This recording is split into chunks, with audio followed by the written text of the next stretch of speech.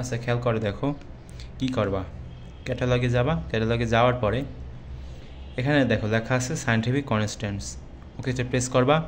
Press করার পরে এখানে দেখো এখানে লেখা আছে ইউনিভার্সাল যে সকল কনস্ট্যান্টগুলো সেগুলো কিন্তু আমরা ইউনিভার্সালে গেলেই পেয়ে যাব, মানে এগুলো হচ্ছে তোমার ইউনিভার্সাল কনস্ট্যান্টস।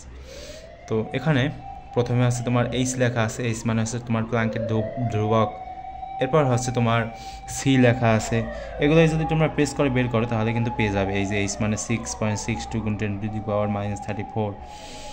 ঠিক আছে, তো আবার যদি যাও যে আবার যদি সিতে প্রেস করো তাহলে এখানে আসবে 299, এগুলো আমাদের দরকার নাই, আমরা জানি যে সি মানে আলোর বেগ 3 × 10⁸।